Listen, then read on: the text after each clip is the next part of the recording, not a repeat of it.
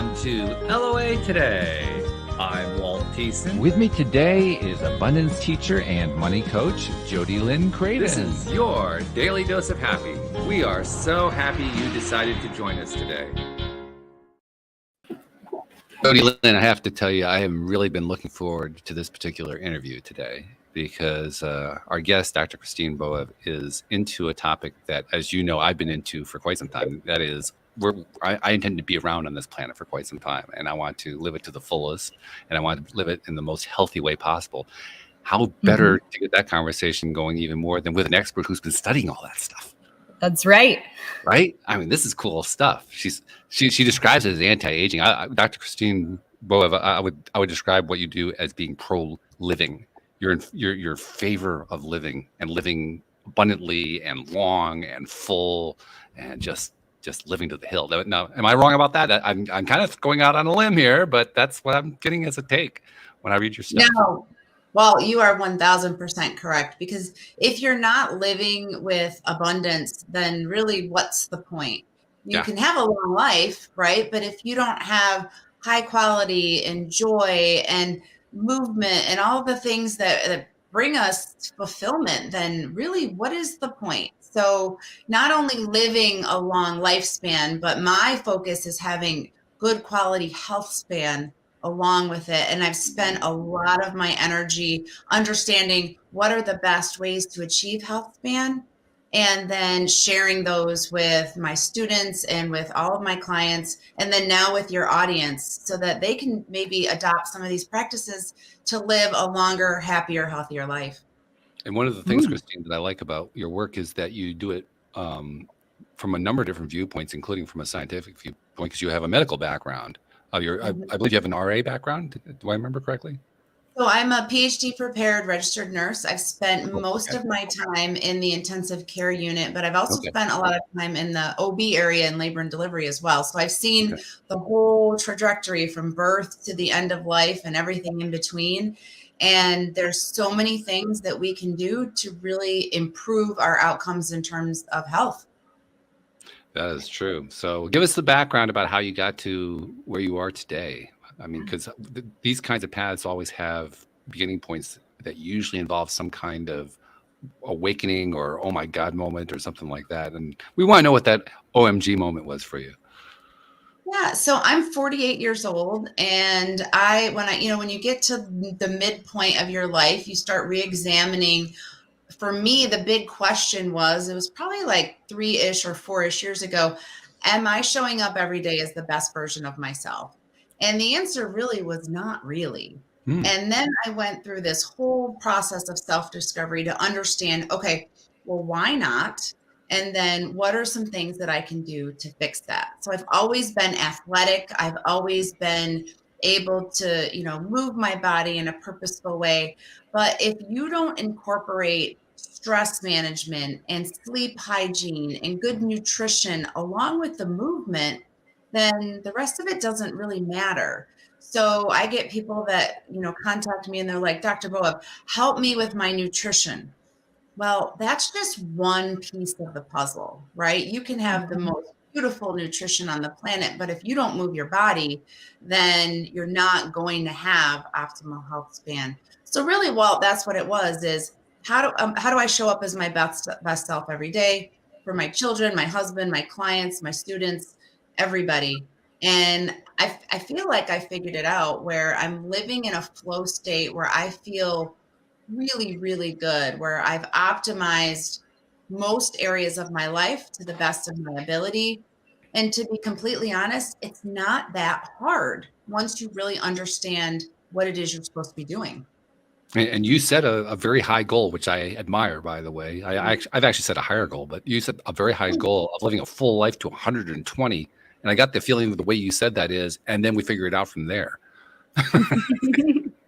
But not just live till 120, but I really want to be able to have the same exact mobility at 120 that I have right now. And I do feel like that is completely reasonable. And one of the things that happens as you get older is people slow down and they don't move their body. And once you start moving, you start dying. And that to me is the big thing. I love yoga. I think it's one of the best things that we can do for mobility. And I see people in my yoga class who are several decades older than I am, just crushing it every single day. So it's really that mentality of like, move it or lose it. And if you keep moving, you will have really good functionality and balance and all of those things that are important as we get older. Yeah, no doubt about that. Now, Jody Lynn actually is an expert lately on movement because she's been doing a lot. She's a farm girl, so she's been doing farm girl stuff, lots and lots of movement. Maybe not yoga, but more like water systems. But yeah, hey, you know what? Sometimes there's a downward dog in there on the grass. It happens, but it's interesting. You know what? I've had this peculiar relationship with movement. I am a farm girl. That's that's where my sabbatical is right now from coaching, and everything else in life is that I'm farming and all of that. And I've been really reflecting on that lately. It's not that I don't like moving my body, because I do. I love being able to go out and like move things and lift things. And I work with animals on our farm, and we have a big garden and all of that stuff. And I love being able to have the stamina to do some of those things and the muscles. And through this planting season, I've really noticed like the muscle definition and soreness in places that, I didn't expect. And it's been really telling. I've had this relationship with movement. I love yoga, but I've always hated the gym. And I think it came from maybe like ancestors, like my grandparents and my great grandparents, because they had a hard life, no running water, no electricity for the better part of their lives. So they didn't have time to get fat, as my grandma would say. They didn't have time to go to the gym because they were always outside doing something. And so I'm starting to evaluate that relationship and look at, okay, how can I get more movement in my day in ways that are pleasurable, things that I like to do, like being outside, just going for a walk or doing yoga outside, or, messing around with all the stuff that we have here. And it's been interesting, but I agree 100%. Yeah. The movement piece. Yeah, absolutely.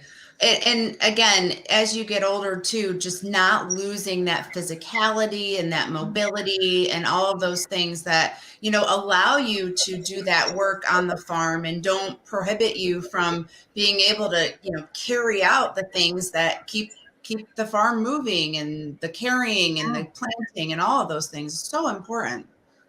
Yeah.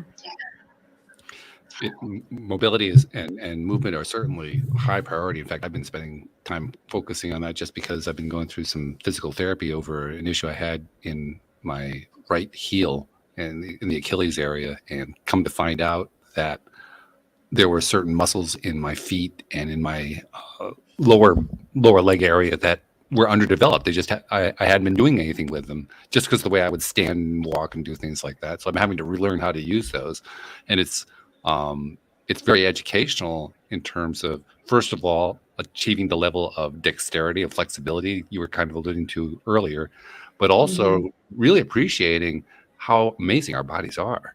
I mean, it's incredible not only what they can do, but how they can also screw themselves up just by how you handle them. Yeah, absolutely. And I think when you talk about balance and dexterity, part of the things that we need to think about as we get older is really reducing our risk of falling, because the number one way that we're going to end up losing our functionality is if we fall and we break our hip or hit our head. And so being mindful of how we move, and so that we don't end up tripping or, stepping down on a step and missing something. It's those injuries that really could send us down a downward spiral in terms of our mobility and functionality. So yeah, dexterity, balance, mindfulness in terms of our movements are all so important in order to keep us at optimal health.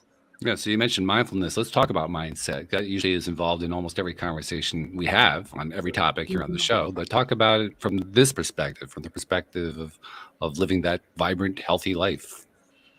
Yeah, So in my experience, mindset training is really important when I'm working with clients in terms of optimizing their health and their nutrition. Mindset is so important, and I like to connect mindset back to self-worth and helping to prioritize what are the things that are going to help myself and those people around you live in abundance with each other and with ourselves. So mindset is so important, but oftentimes we've got to get to the core of what is preventing people from prioritizing their health and their wellness. And oftentimes what I find is it's that notion of worthiness. And do I have the self-worth to devote and invest in making myself better so that I can be better and show up better for people around me? Yeah. Self-love, self-worth, self-confidence, self-esteem. Boy, Mhm. it's All amazing of how them. much role they play. Yeah. It was Mhm. a big topic of a conversation with yesterday's show. We had a clinical psychologist on the show, and he was talking about that in depth. And yeah, it's really, really important stuff. So, okay, that kind of gives us the lay of the land, so to speak. Let's talk in more detail about what you do when you're working with a client. I mean, well, first of all, why do people decide to come to you? What is it that makes them want to come to you as a coach?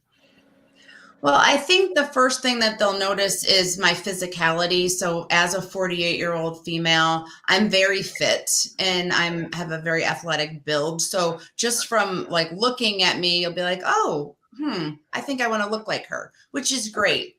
But then it's more of how did she do that at Mm, this age? How have I figured out how to be in literally the best shape of my life? I feel better. I look better than I've ever felt. And it's not just how we look, but that is initially what people, they'll be going through Instagram or Facebook or whatever and be like, I that's interesting. And so since I figured out how to optimize my own health and I do have a background in healthcare, then you have the credibility where, okay, teach me, show me, what have you done to get this way? And so with most of my clients, it's really a holistic approach where we dive into nutrition pretty deeply because most people have no idea what they're supposed to be eating. We talk a lot about movement, and I really focus on strength training versus pretty much anything else. Stress is huge, and then looking at sleep as well, because if you're not sleeping, then you can't make the rest of those pieces work together. yeah, that's absolutely true. Let's look at the nutrition piece next, because that is critical. It's also something that is a little confusing, just because there's so much mixed information out there. So address that. Mhm. Yeah, I mean, most of my clients have no idea what they're supposed to be eating. We've heard that, carbohydrates are bad for you and, you should be drinking olive oil and there's so many things and there is no like magic bullet in terms of weight loss and fitness. You really need to eat a very balanced macronutrient diet. But one of the things that I have found is that we are very deficient in protein. So one of the first things that we tackle is getting enough high quality proteins. And usually it's 1 gram of protein per pound of lean body mass. And that's where we start at. And then we build around your macronutrients around that protein goal. So most of my clients are on a macronutrient eating plan, and I never call it a diet because I think the word diet is really derogatory. But how do you fuel your body? So making sure that you're getting your protein. And then we do need to have carbohydrates. Carbohydrates are the way that we fuel our body. But the problem is we don't get our carbohydrates from a box or a bag or, a package. It really needs to come from high quality food sources. So fruits, vegetables, um, sorry, fruits and vegetables, rice, potatoes, things like that. Hmm. So those are some of the things that are really important for fueling in terms of carbohydrates. Yeah. The other thing is protein. So most of your protein sources need to come from, you know, unless you're a vegetarian, which we can work with that, but I do a lot of chicken breast, turkey, lean beef, things like that. And then I do use protein powder. I think they're super helpful in terms of, meeting that protein requirement. Because if you're trying to take in 100, 120 grams of protein a day, that's a lot. So we've got to be really strategic in terms of how we do that. And oh boy, I'm getting a loop of myself here. Where's that coming from? Okay. Well, hopefully that'll go away. But anyway, for those who are not necessarily cognizant of what the different protein levels are and how much protein you really need and so forth, what is it that's magic about 100 to 120 grams of protein a day? I think it's good to have a benchmarking place to start, but for most of my clients, they're trying to build muscle. So they're trying to put some muscle on their frame. And that's really where the science shows that if you're going to try to put some muscle on your frame, that 1 gram per pound of body weight is the starting point. Some people go higher, but I think it gets a little bit unrealistic in terms of, going higher than that. The big part about, eating the protein is the focus of my fitness program is strength training. When you're strength training, you are breaking down muscle, right? You're doing squats and lunges and things, and you're breaking down muscle. Well, then you've got to rebuild. And so that's why having that protein right after you have a good strength training workout is really important, because you're allowing for protein synthesis to occur.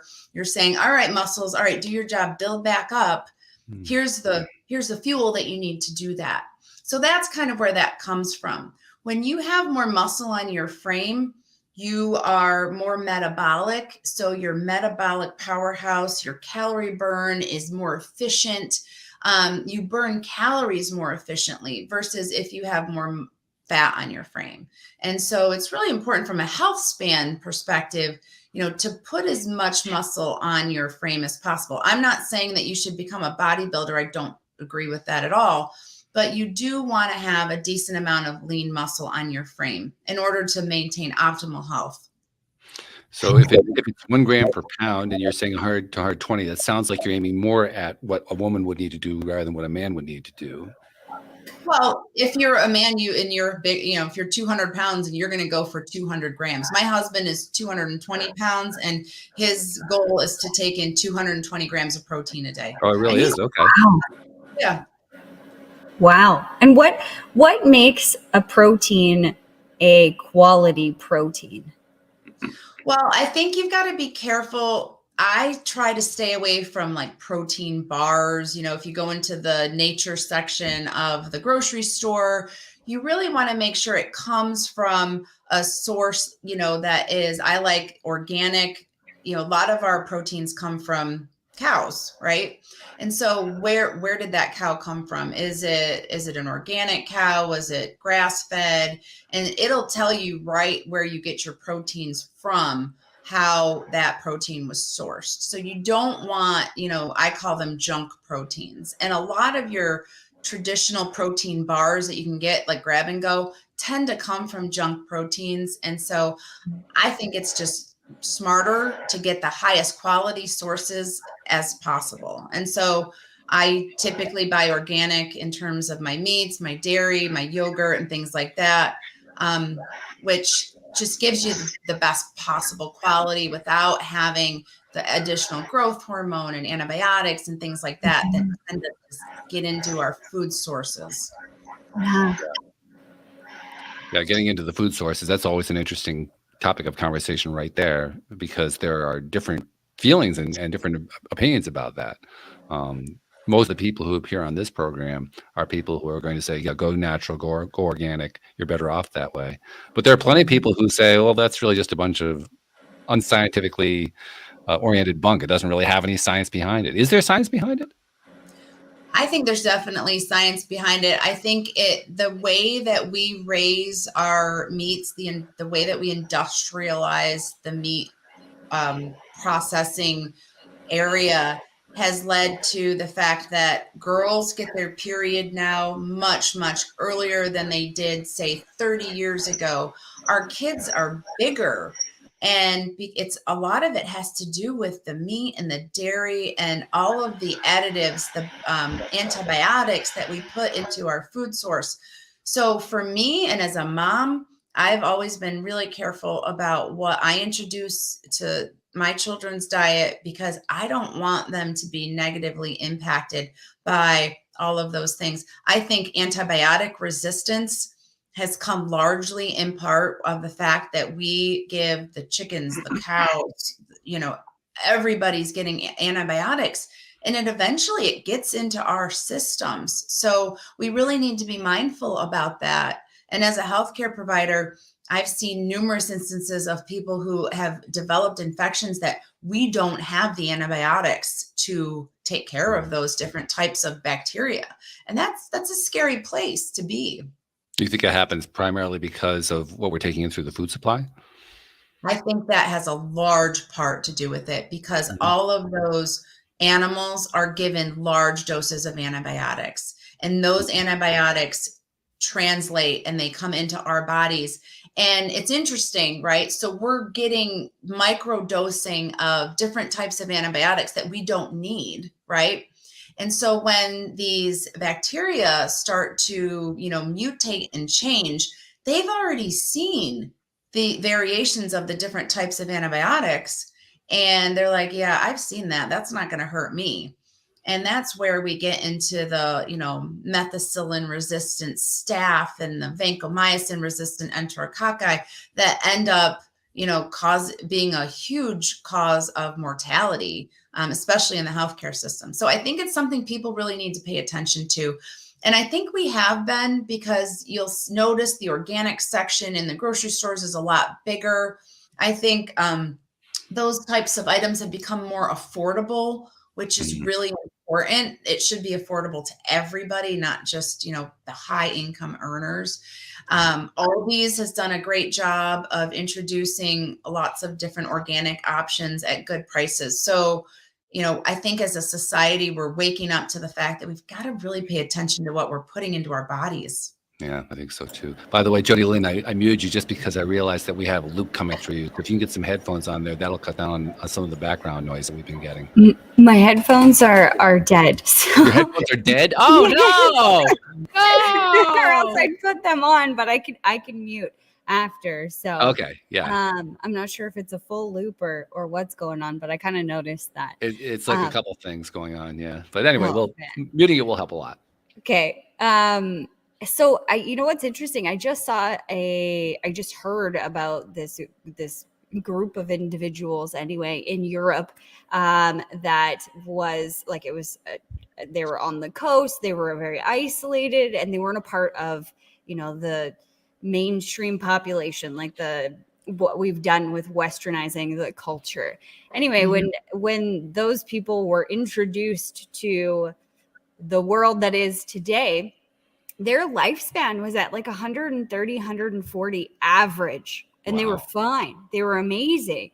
And then now that they've introduced the foods that, we have in the West and all of the garbage, like you were talking about, their lifespan has now dropped down to 100. So I think I was never a huge fan of organic, being, a farmer growing up on a farm. I didn't really understand it. And I'm from Canada.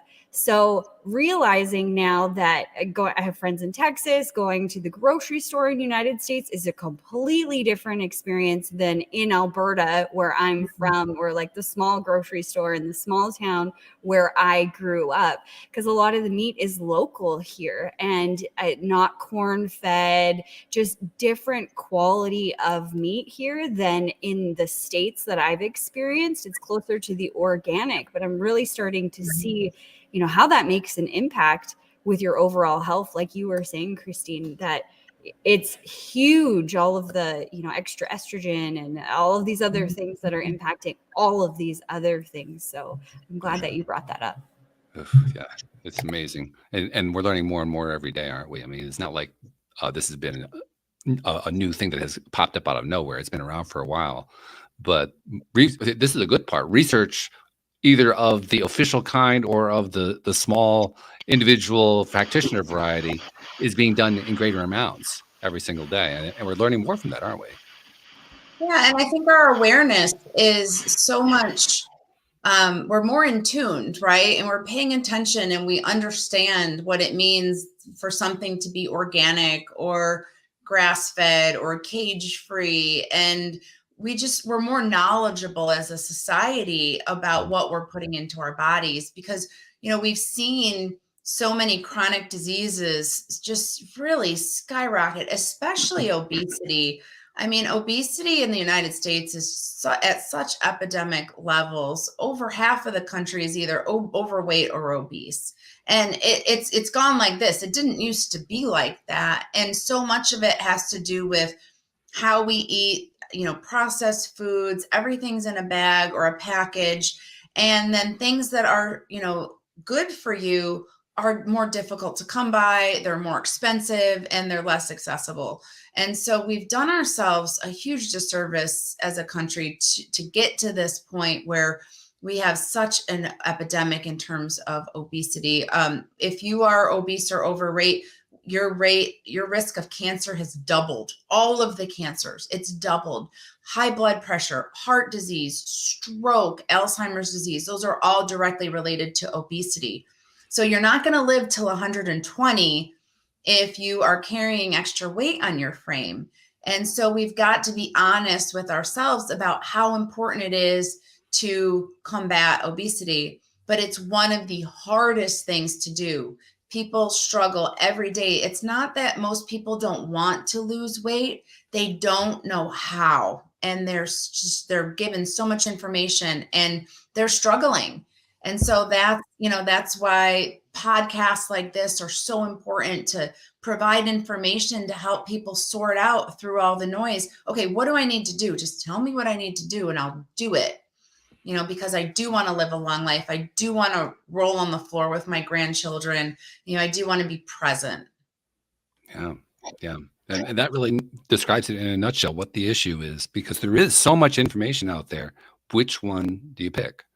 Which information do you go with? Which one do you ignore? And they'll contradict each other. They'll point fingers at each other. I mean, it's a nightmare trying to sort the whole thing out. Yeah, absolutely. And you've got to go to the source and really understand for yourself where this information is coming from. When we went through this whole low carb phenomenon and, at the end of the day, the bottom line to that whole notion of eat low carbs, lose weight is you've got to be in a calorie deficit. And eating low carbs was just one way to get into a calorie deficit. You just can't stay there. It's not sustainable to just eat fat and protein and not have carbohydrates. They're your main fueling source. And so, most clients, they start off, okay, what is your goal? Let's figure out, okay, what does your calories need to look like? Because you have to measure them. And then how do we get you in a sustainable calorie deficit where you're not dying and starving and miserable, right? So that you're losing just a couple of pounds a week until you get to your goal, by eating the right proportion of macronutrients. And it's not that difficult, but oftentimes we just need some help understanding what it is we're supposed to do.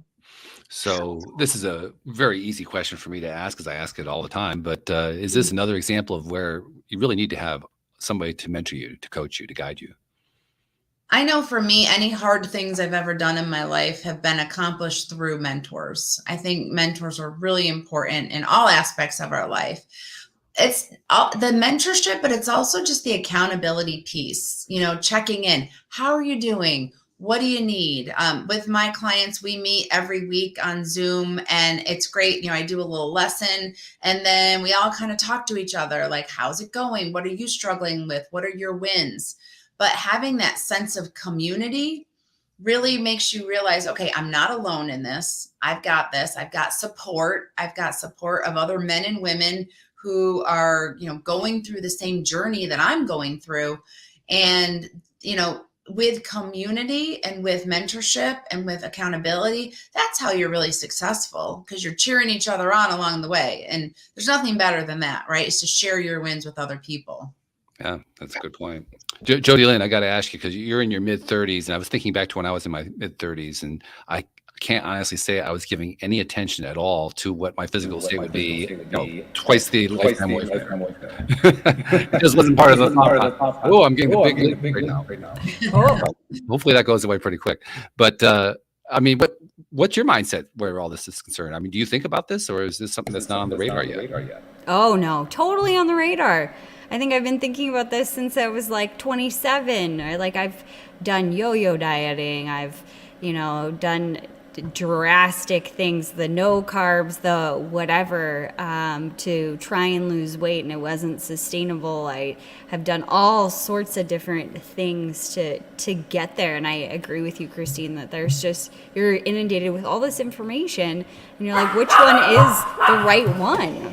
So yeah, for me, I've definitely been thinking about it, because I too want to live until, I'm 120 or, 130, whatever, but have that, like you were saying, Christine, not just living in a bed somewhere in a hospital or whatever, but actually having that mobility, that life that you still have today. And I see my parents as they age. I watch my dad has started to do like qigong and started to like walk more and stuff, and it's impacted everything in his life, his mental state, his health. Like, he's still carrying a few extra pounds that he could get rid of, but I see he looks different now than he did even 5 years ago. And I look at my mom, who's not, and who is just historically has more challenges with her health and illnesses and stuff like that, but is way more sedentary, and it shows. And I don't want to be like that. I want to be healthy. So it's definitely something that's been on my mind for a long time. How can I keep my brain healthy and my body healthy?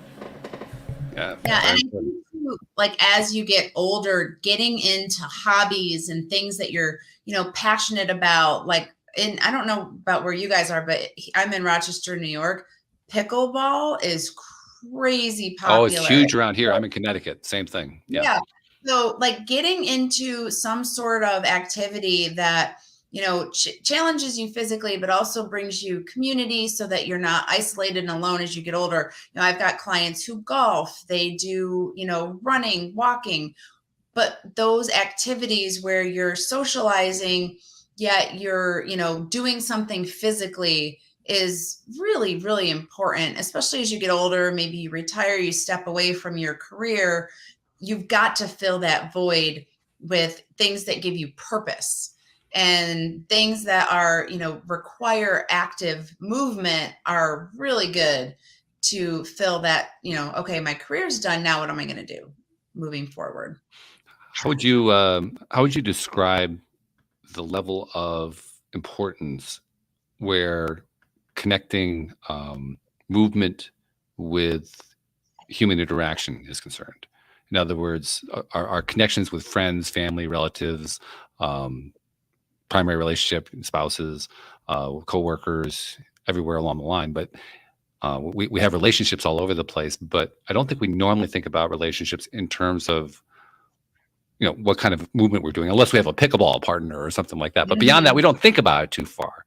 But from my perspective, I think actually it's a fairly important piece, and I think we kind of overlook it. Yeah, I think it's huge, because we're social creatures, right? And we thrive on interactions.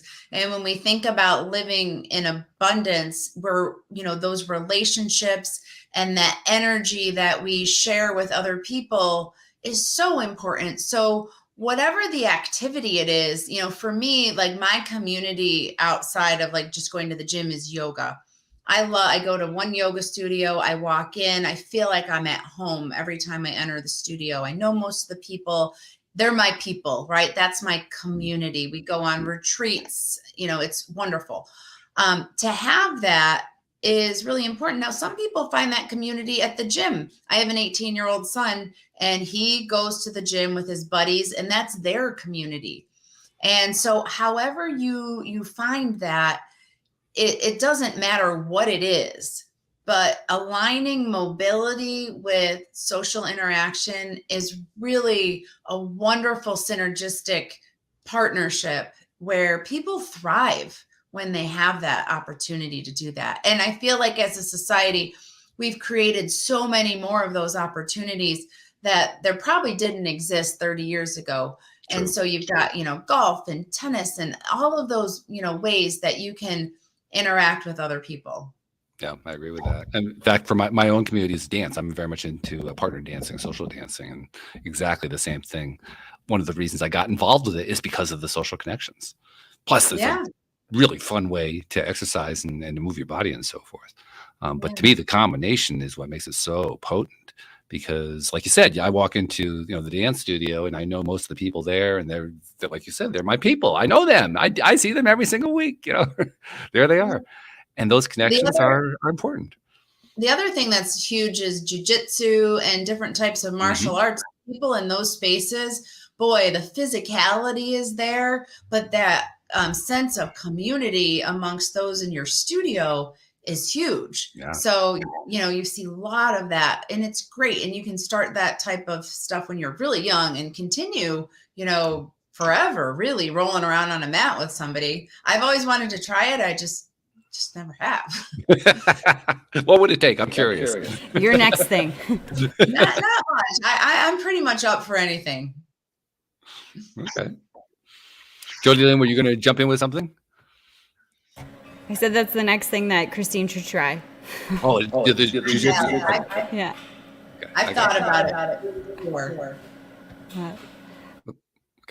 That loop is really, really bad. Sorry, were you going to say something? I muted you, but I just want to stop the loop. Go ahead and say something. That's okay. I was just going to say that I find that when you're doing group activities with all these other people, it kind of keeps you accountable to go and keep showing up and, whatever. Oh, I don't want, Betty not to see me there. Or like, I'm going to see this person there or that person. So I think the community is huge and it keeps you motivated to keep going. And it's part of the fun of doing it. And I think that's where my mentality was failing when it was going to the gym, because I never thought it was fun. I never developed any sort of community there, but I liked sports and I liked being out on the farm and I liked doing all these other things and just really opening up my mindset to working out doesn't actually have to just be this one thing only. It can be all of these things. It's the movement. And I think too, Jody Lynn, you've got to find something you enjoy. So I feel bad for people who are like, I hate working out. It's awful. It's torture. That's got to be really hard. But there's so many things there's so many options. I'm like, all right, well, try water aerobics, try Zumba. Like, what do you like to do? And let's tap into that. As long as you're moving your body in some way, I really don't care what you're doing. Right. But anything is better than sitting there and just rotting. So figure that out. But I've always felt bad for people who are like, I hate to exercise, because for me, I absolutely love to exercise. I love the way I feel when it's over. You've got that endorphin release. I love everything about it. And I guess I'm just lucky in that regard that I enjoy it, and what has happened is we've role modeled that to our children. So now our kids, it's just part of who they are. Like, they like to work out. They like to go to the gym. So whatever it is that you do choose to do, just remember you're role modeling to anybody who's paying attention to what you're doing. And you're role modeling a positive behavior that's improving your health. So, in that respect, it's an amazing thing. I think probably one of the biggest keys as well is to, if you're sedentary, if you're not really engaging in any kind of activity, just try a few. Just try something you haven't tried before. Try something you weren't really sure what it was, and I don't know. I kind of heard good things, but I don't know if I'd like it. Just go once. You don't have to sign up for a year's package. Just try it once and see if there's anything there that you like. If that one doesn't work, then try something else. Yeah, you might be surprised. You just never know. I ended up in dance almost by accident, and it turned out to be one of the great loves of my life. And I never would have predicted that. When I was in my 20s, if you had told me that dance was going to be a big part of my life for the rest of my life, I would have looked at you like, are you crazy? I'm not a dancer. I don't look like a dancer. There's no way I could be and here I am. I'm a dancer. What kind of dance do you do, Walt? the whole range of partner dances. So swing, hustle, the ballroom dances, Latin dances, almost all of the structured partner dancing. And do you compete? No. Okay. I mean, there are people who do that, but most people who are involved in dance do not compete. We're first of all, none of us want to make ourselves so highly skilled that we could be competitors. We're just doing it for the fun of it. Mhm. And you mentioned how people have this aversion to working out and to exercise. One of the most important things that I do is I don't think about it as exercise or working out. I think of it as going fun and having dancing. I mean, exercise is definitely part of it. It is a form of a workout. I just don't think of it that way. And so I don't get locked into these patterns of, oh God, I got to go work out at the dance studio. No, it never feels that way. Mhm. It just feels like I get to go dancing. It's an entirely different feel. Mhm.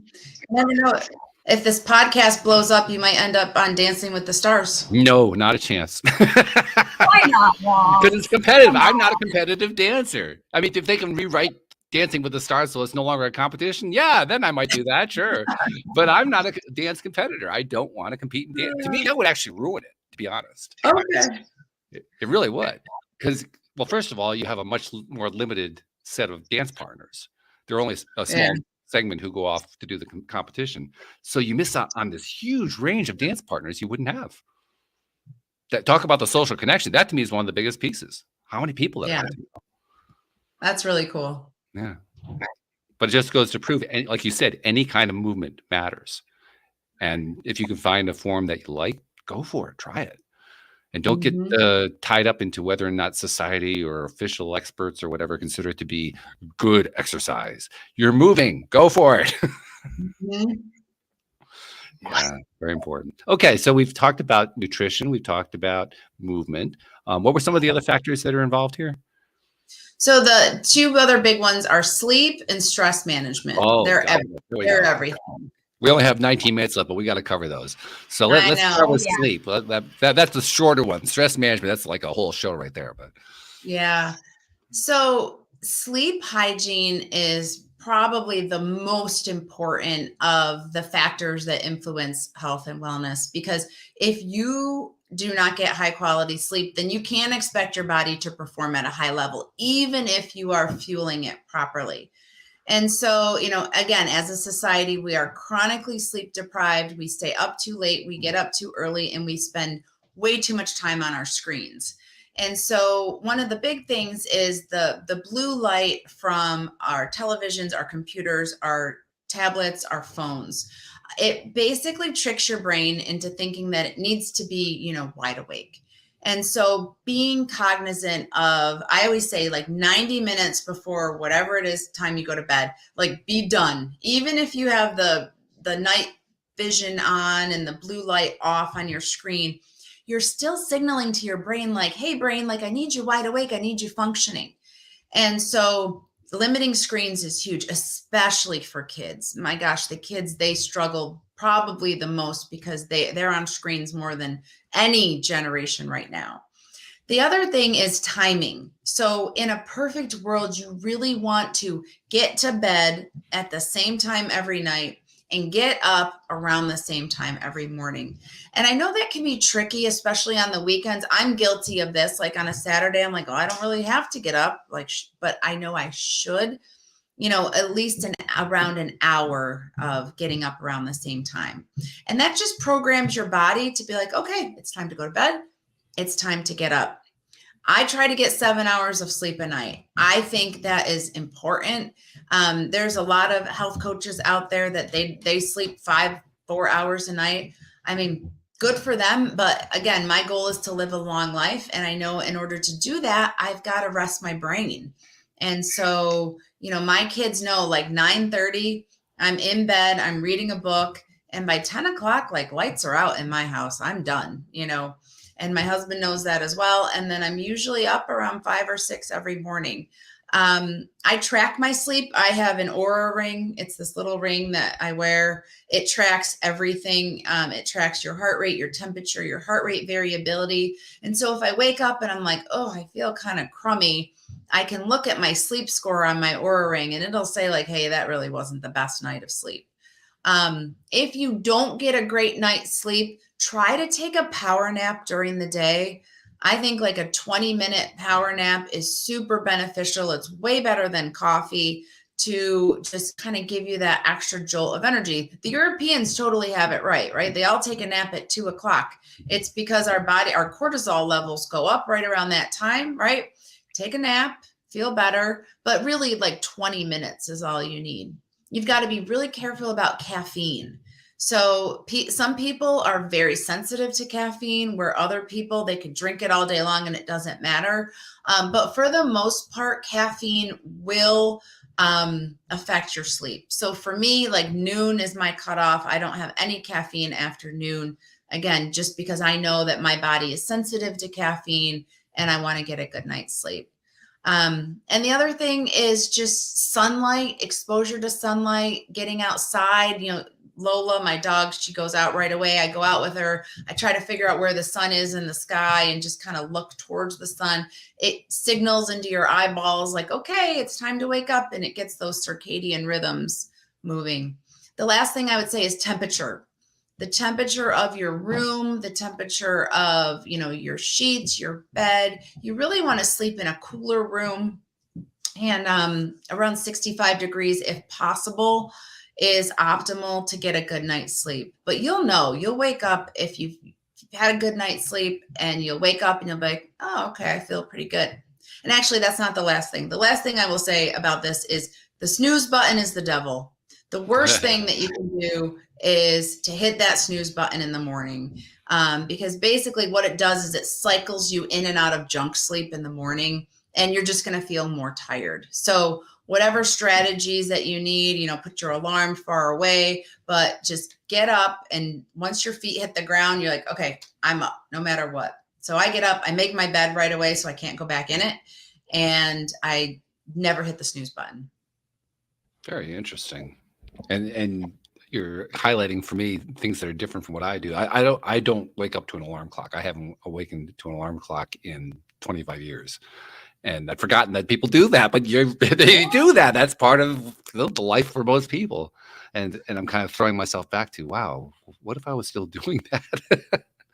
But interesting thing is, you mentioned the idea of relatively going to sleep, relatively waking up around within an hour of the same time every single day. And I find that even without the alarm clock, I do that anyway. It's not like I have to work at it. Hygiene. What's that? You have good sleep hygiene. That's amazing. And the fact that you don't need an alarm clock really speaks volumes that your body knows what time you're getting up, right? Because you're well rested and you're like, okay, I'm up, ready to go. And even if I'm not, my cat is telling me anyway, so it doesn't matter. No, but really, that's a superpower, to be able to get up without an alarm and to just be like, okay, I'm ready to start my day. Most people cannot do that. So kudos to you. Well, you know what happened was, now part of this came about because I became a self-employed entrepreneur. So I didn't have to be at a particular site, at a particular place, in a particular parking space, at a particular desk at 7:39 a.m. or whatever it was. That went away.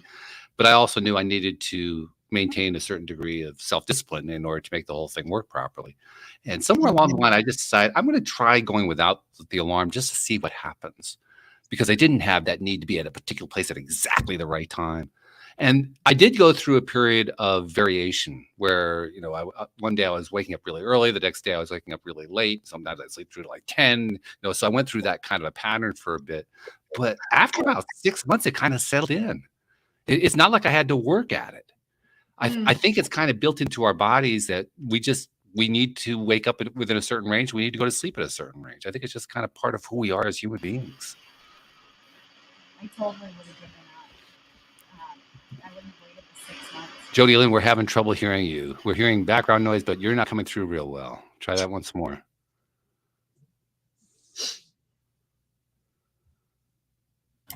How about now? Much better. There we go. I would have given up. I wouldn't have waited the 6 months or kept with it.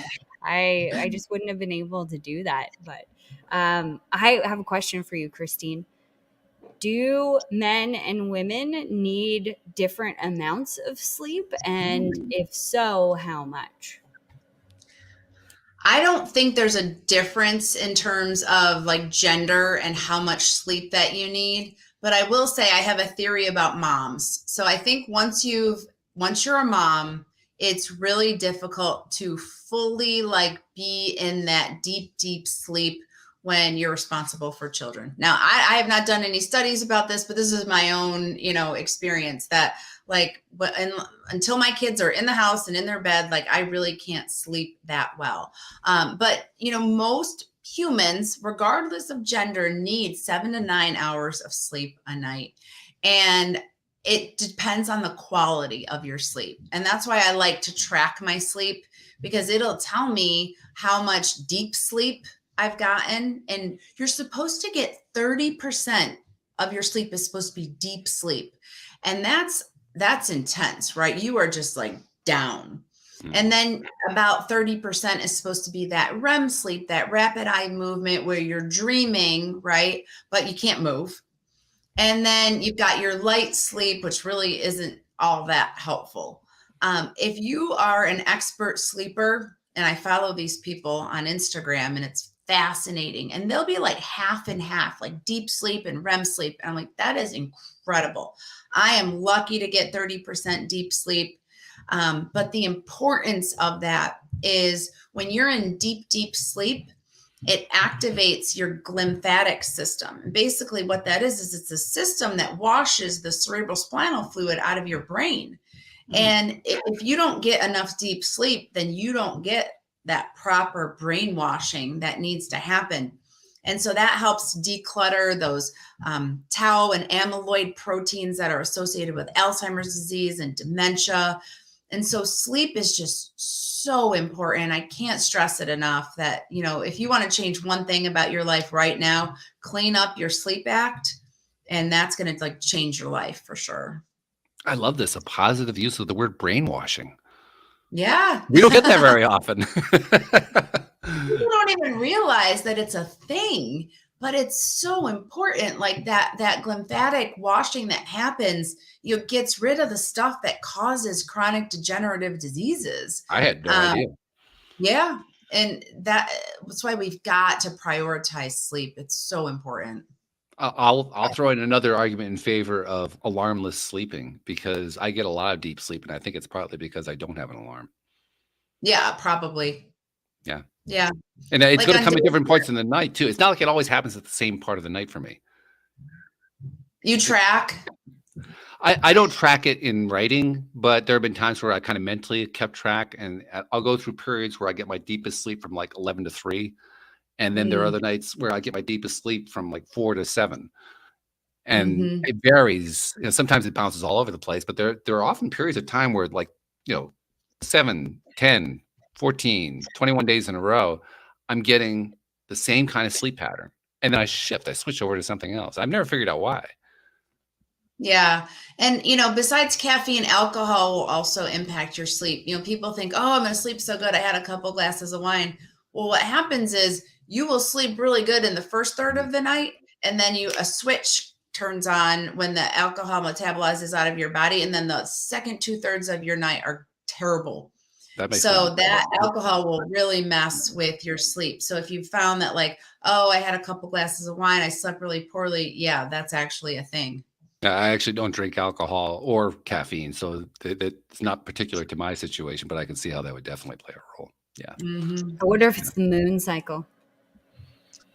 Oh, well, as an ex-labor nurse, I could tell you all sorts of stories about the moon and it's crazy what happens. Do you think it actually affects sleep? Probably. I don't know enough about it to really comment. All I know is that when there was a full moon, women would come in and the babies would just be like, okay, here we are. So it was definitely a thing. But yeah, I think moon cycles, there's a lot to that, and I would love to learn more about it. Okay, very cool. Well, of course, we've limited it down to like 5 minutes left, and we have barely touched stress, which is like a 3-show series right there. But let's see what we can do in a few minutes on stress.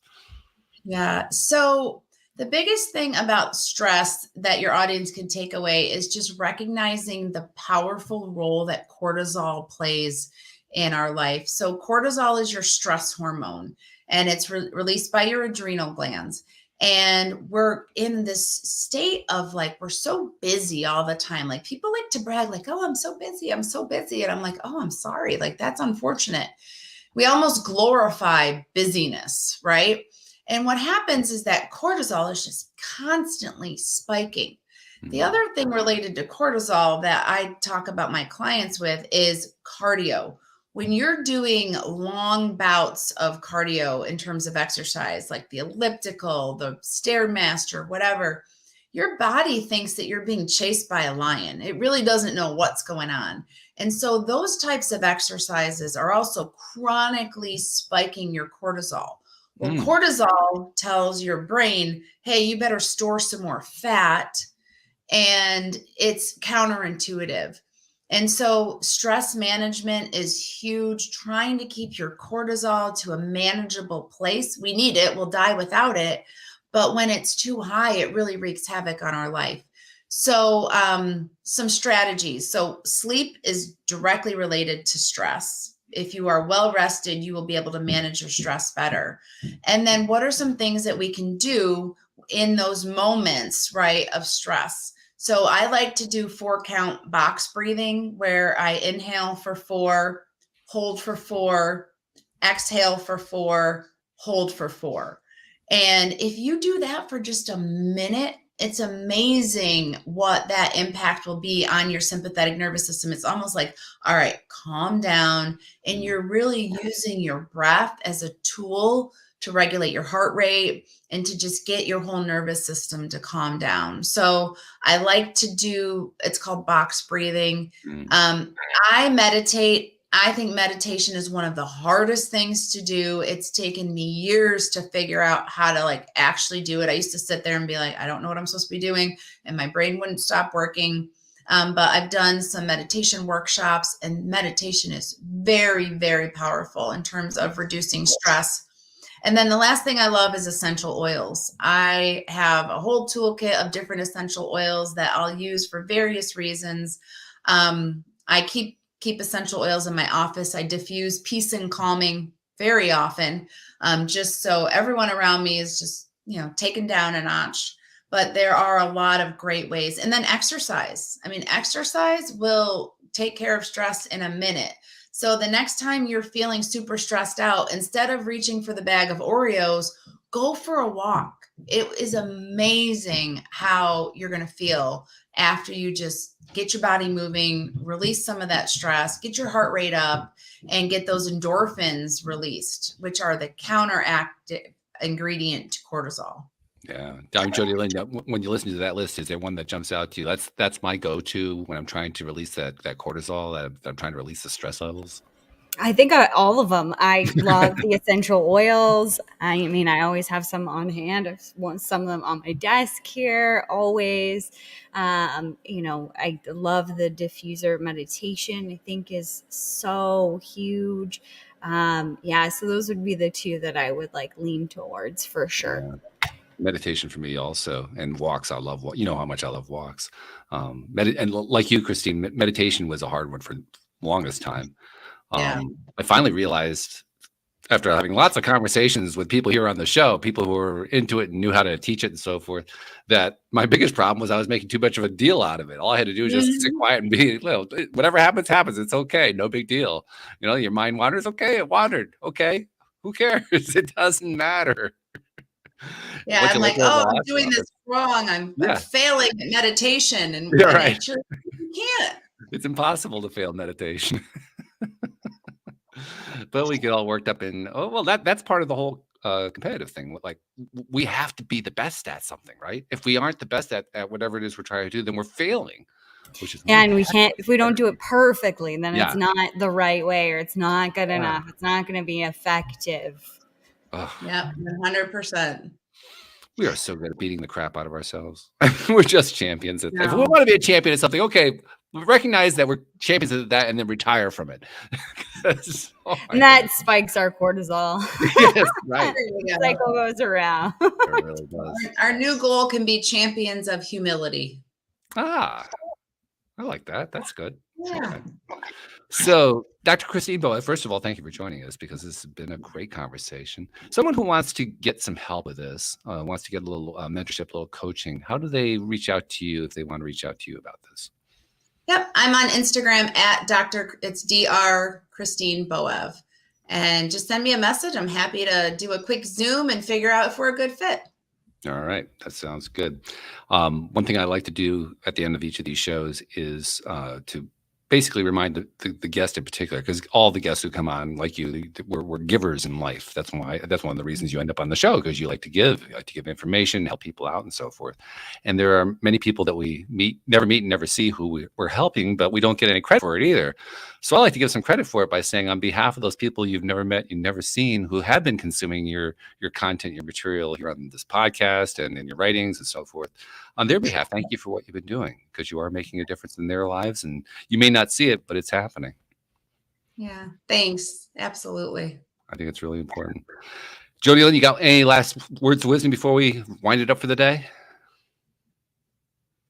Loved this episode. I love that, we're just bringing this into our society, having these conversations, being more open about what it looks like, because I think that will be the turning point for the generation and the next generation. And the next generation is seeing that longevity and that abundant life is possible.